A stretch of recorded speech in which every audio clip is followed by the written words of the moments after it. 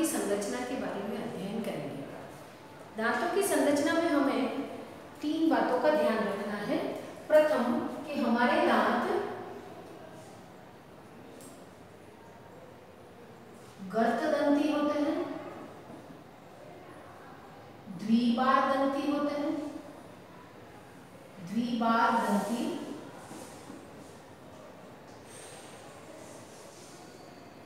गर्तदंती यानी अस्थि के गड्ढों में दांत है,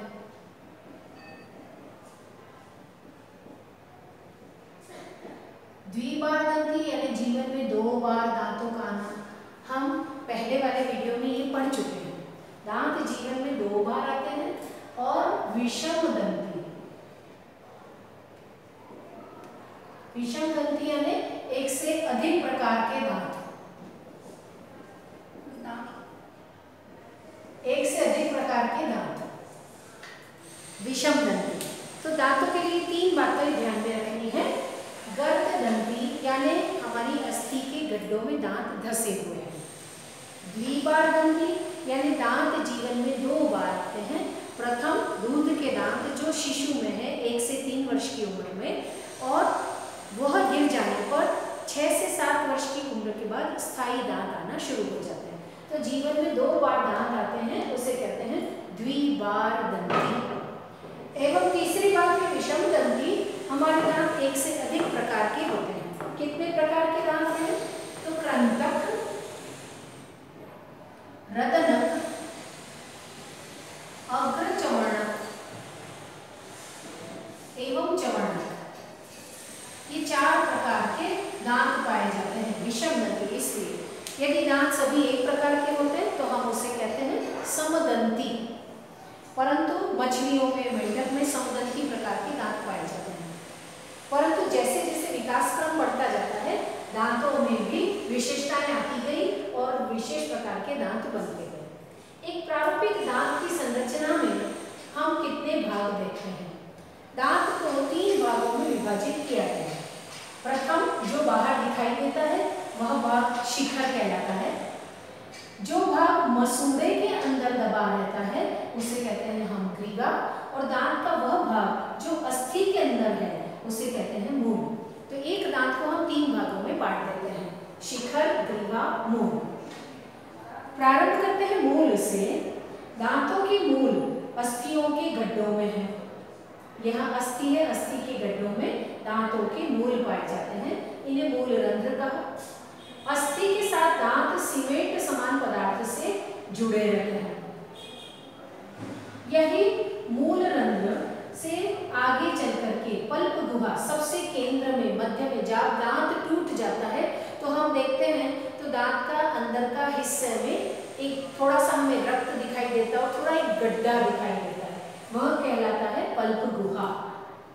पल्प गुहा में रुधिर वाहिनियां, तंत्रिकाओं का आवरण पाया जाता है। यह रुधिर उपलब्ध करवाता है। इसी पल्प गुहा को हम मज्जा गुहा के नाम से भी जानते हैं। मज्जा गुहा में दंत कोशिकाएं पाई जाती है, यानी यहाँ पल्प गुहा में रक्त है, तंत्रिका है और दंत कोशिकाएं पाई जाती हैं, ओडोंटोब्लास्ट। ये बाहर की ओर डेंटिन नाम के पदार्थ का स्राव करती हैं। यह कोशिकाएं, दंत कोशिकाएं डेंटिन का स्रावण करती हैं जो मसूड़ों के अंदर दबी रहती है। अब डेंटिन बाहर की तरफ इनेमल का स्राव करती है और इनेमल को दंतवल्क कहते हैं। जो हमें बाहर दांत दिखाई देते हैं, श्वेत दांत, वह इनेमल है। इनेमल के कारण हमारे दांत सफेद दिखाई देते हैं, दंतवल्क। यह शरीर का सबसे कठोरतम भाग है। अस्थियों से भी अधिक कठोर कौन होता है? एनेमल। तो शरीर का सबसे कठोरतम भाग दांत का एनेमल होता है। तो हमारे दांत में बाहर एनेमल, एनेमल किसके द्वारा स्थापित किया गया? डेंटिन द्वारा। डेंटिन किसके द्वारा बनाया गया? दंत कोशिकाएं। कहाँ उपस्थित है? पल्प गुहा में। पल्प गुहा में और क्या उपस्थित है? तंत्रिका कोशिकाएं हैं, रक्त कोशिकाएं जो दंत कोशिकाओं को पोषण प्रदान करती है। और ये दांतों, अस्थियों की गर्त में डूबे हुए हैं। ये पल्प गुहा मूल द्वारा डूबी हुई है और यहाँ दांत का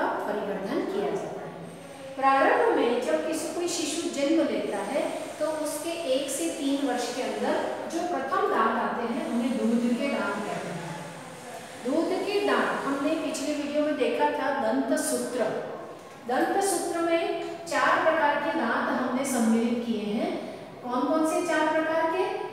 हमारे कृंतक, रदनक, अग्रचवर्णक, चवर्णक। कृंतक को हम इंसीजर कहते हैं, रदनक को हम कैनाइन कहते हैं, कैनाइन का सी लिखते हैं। अग्रचवर्णक को हम प्रीमोलर कहते हैं और चवर्णक को हम मोलर कहते हैं। कृंतक दंत सूत्र में अब आगे हिस्से में हम बताएं तो दंत सूत्र ऐसे लिखा जाता है, इंसीजर ऊपरी जबड़ा निचला जबड़ा, कैनाइन ऊपरी जबड़ा निचला जबड़ा, मोलर ऊपरी जबड़ा निचला जबड़ा।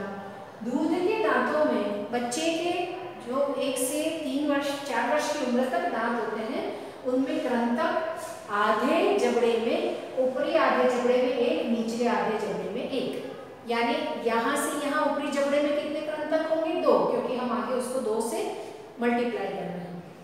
कैनाइन यानी कि रदनक दांत ऊपरी जबड़े में, ऊपरी आधे जबड़े में 2 और नीचे में 2। मोलर दांत आ गए सीधे। दूध के दांतों में हमने पिछले वीडियो में देखा है कि अग्रचवर्णक दांत अनुपस्थित होते हैं, चवर्णक दांत उपस्थित है, परंतु चवर्णक दांत वयस्क में 3 जोड़ी होते हैं, बच्चे में केवल 2 जोड़ी पाए जाते हैं। इसको अब हम टोटल करते हैं, 1 2 और 1 3 और 2 5, नीचे भी 5, आधे जबड़े में ऊपर 5 नीचे 5, तो 10 हो गए। इसको 2 से गुणा किया तो बाकी के 10, तो टोटल कितने दांत होते हैं? 20 दांत। तो बच्चों में 20 दांत। जब ये दांत गिर जाते हैं और वयस्क बनने लगते हैं, 7 वर्ष की उम्र के पश्चात दूध के दांत गिरने लगते हैं और उनका स्थान कौन ले लेते हैं? स्थायी दांत। तो स्थायी दांत में इंसीजर समान रहते हैं, कैनाइन भी समान रहते हैं, पर अब रदनक और चवर्णक के बीच में कौन विकसित होने लग जाते हैं? प्रीमोलर यानी अग्रचवर्णक। यह अर्धांश में ऊपरी जबड़े में 2, निचले जबड़े में 2, बाकी के आधे अर्धांश में 2 और 2 4। और मोलर दांत पहले 2 आते हैं और 2 आते हैं। मोलर दांत 3 जोड़ी है, प्रथम जोड़ी, दूसरा जोड़ी और तीसरा जोड़ी। तीसरी जोड़ी जो दांत है वो 17-18 वर्ष के पश्चात आते हैं। तो प्रथम 2 जोड़ी 9 वर्ष से 7 वर्ष से प्रथम 2 जोड़ी दांत परिवर्तित हो जाते हैं चवर्णक में, परंतु तीसरी और अंतिम जोड़ी है वह 17 वर्ष के बाद में आना प्रारंभ होते हैं। इसलिए जो सबसे अंतिम दांत होते हैं, मोलर के अंतिम 4 दांत, यहाँ ऊपरी जबड़ा, निचले जबड़ा, यहाँ और यहाँ, ये चारों दांत, इनको हम विजडम टूथ या अक्ल डाढ़ भी कहते हैं। कभी कभी कुछ लोगों में ये दांत जीवन भर नहीं आते हैं, इन्हें अक्ल डाढ़ कहा है।